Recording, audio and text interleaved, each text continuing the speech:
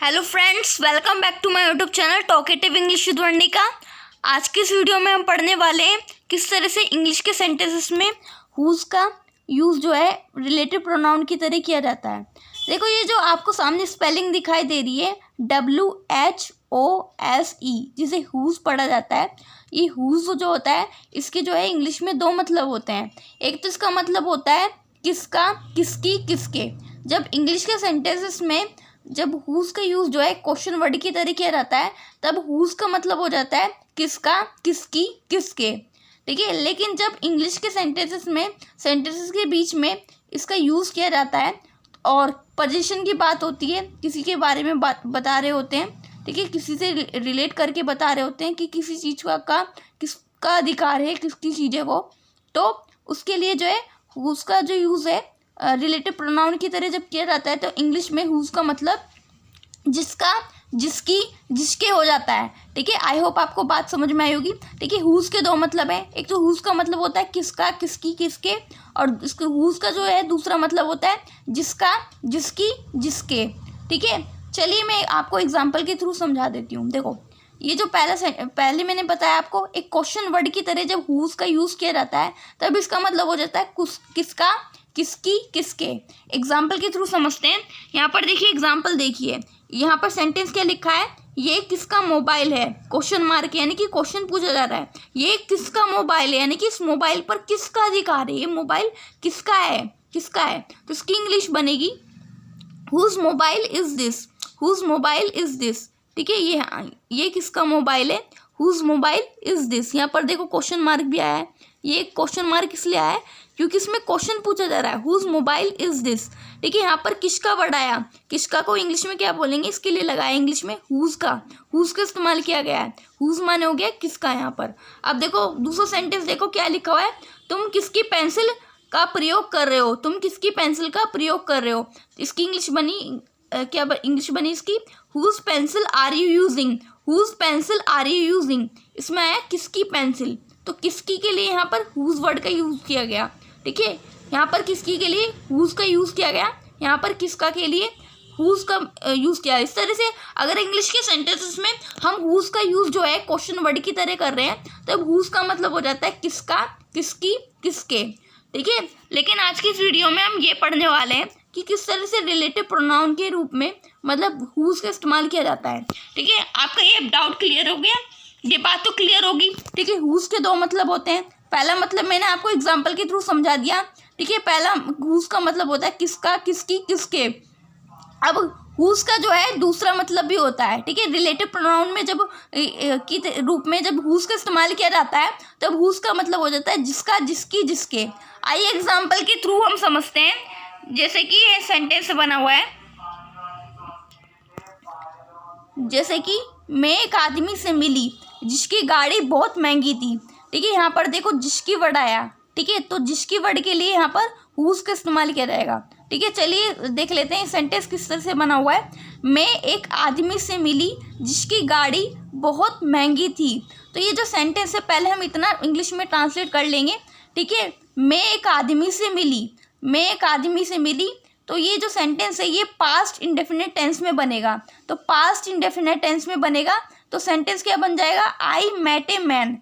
ठीक है, देखो मिलने को इंग्लिश में क्या बोलते हैं, मीट बोलते हैं। ठीक है, लेकिन मीट की जो है सेकंड फॉर्म क्या होती है, मैट होती है। तो यहाँ पर मैट लिखा हुआ है, आई मेट ए मैन, मैं एक आदमी से मिली। अब इसमें है जिसकी। ठीक है, जिसकी के लिए यहाँ पर लगाएंगे हुज, क्योंकि हुज का मतलब जिसकी भी तो होता है ना, हुज लगाएंगे। तो जिसकी वर्ड के लिए यहाँ पर हुज लगाया। अब गाड़ी को तो इंग्लिश में कार बोलते हैं, कार लिख दिया। अब यहाँ पर है थी, तो इसके लिए यहाँ पर वोज लगा दिया। बहुत के लिए यहाँ पर वेरी लगा दिया। और महंगी को इंग्लिश में क्या बोलते हैं, एक्सपेंसिव। कोई भी चीज़ महंगी हो तो महंगी के लिए इंग्लिश में एक्सपेंसिव लिखते हैं। तो सेंटेंस पूरा क्या बना, आई मेट ए मैन, मैं एक आदमी से मिली, हुज कार यानी जिसकी कार वॉज वेरी एक्सपेंसिव, बहुत ही महंगी थी।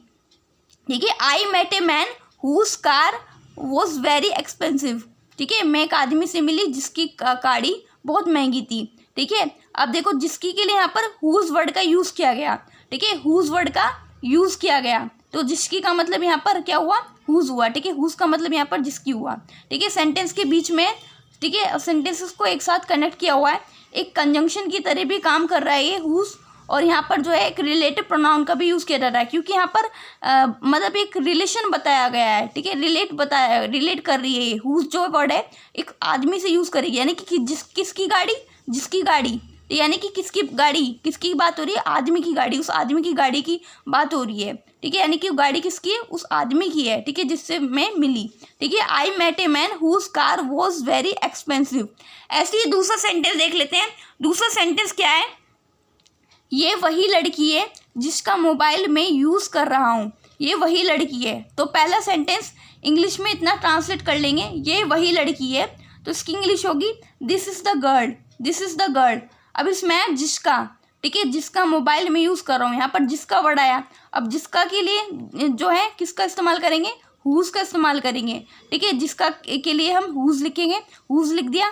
मोबाइल को मोबाइल बोलते हैं इंग्लिश में, और मैं यूज़ कर रहा हूँ, ये कॉन्टिन्यूस सेंटेंस है, तो इसकी इंग्लिश हो जाएगी आई एम यूजिंग। तो सेंटेंस पूरा क्या बना, this is the girl whose mobile I am using, this is the girl whose mobile I am using, यानी कि ये वही लड़की है जिसका मोबाइल में यूज़ कर रहा हूँ। अब देखो हुज का मतलब यहाँ पर किसका क्या हुआ, जिसका, यानी कि ये जो जिसका मोबाइल है, जो शब्द आया हुज मोबाइल, ये किससे रिलेट कर रहा है, लड़की से रिलेट कर रहा है, ठीक है। एज रिलेटिव प्रोनाउन के रूप में इसका इस्तेमाल किया गया है, ठीक है, यानी कि मोबाइल किसका है, लड़की का है, ये वही लड़की है, मतलब हिंट दे रहा है वो, ये वही लड़की है जिसका मोबाइल में यूज़ कर रहा हूँ, मोबाइल किसका है, लड़की का, ठीक है। यानी कि एक रिलेटिव प्रोनाउन के रूप में जो है हुज का इस्तेमाल किया गया है, और हुज का यहाँ पर इस्तेमाल हुज का यहाँ पर मतलब क्या है, जिसका है, ठीक है, जिसका है। अब देख लेते हैं तीसरा सेंटेंस, तीसरा सेंटेंस में क्या लिखा हुआ है, ये वही लड़का है जिसके पिता एक डॉक्टर है,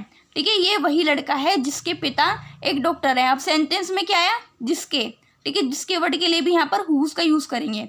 अब देखो सेंटेंस पूरा पढ़ लेते हैं क्या लिखा हुआ है। देखिए पहले ये सेंटेंस जो है, ये वही लड़का है जिसके पिता एक डॉक्टर है, तो पहले हम इतने सेंटेंस की इंग्लिश बनाते हैं। ये वही लड़का है, तो इसकी इंग्लिश होगी दिस इज़ द बॉय, ठीक है।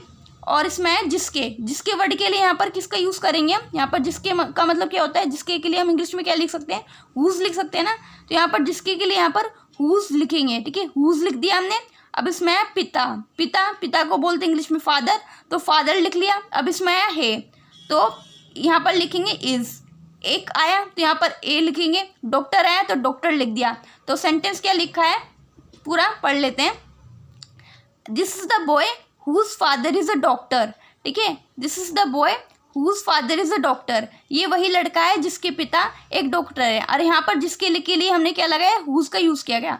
इस तरह से मैंने एग्जाम्पल के थ्रू आपको बता दिया, 3 सेंटेंस आपको बता दिए, ठीक है, जिसमें हुज का यूज़ जो है एक रिलेटिव प्रोनाउन के रूप में किया गया। जैसे कि पहला सेंटेंस आप देख सकते हैं, मैं एक आदमी से मिली जिसकी गाड़ी बहुत महंगी थी, तो यहाँ पर जिसकी वर्ड आया, इसके लिए यहाँ पर हुज का यूज़ किया गया। दूसरा सेंटेंस हमने क्या बनाया, ये वही लड़की है जिसका मोबाइल में यूज़ कर रहा हूँ। अब इसमें है जिसके के लिए यहाँ पर हुज का यूज़ किया गया, हुज यूज़ किया। और तीसरा सेंटेंस देखो, ये वही लड़का है जिसके पिता एक डॉक्टर हैं, जिसके के लिए यहाँ पर हुज का यूज़ किया गया। इस तरह से जब इंग्लिश के सेंटेंसेस में जब सेंटेंस के बीच में जो है हुज का यूज़ किया जाता है एक रिलेटिव प्रोनाउन के रूप में, तब जो है हुज का मतलब हो जाता है जिसका, जिसकी, जिसके, ठीक है।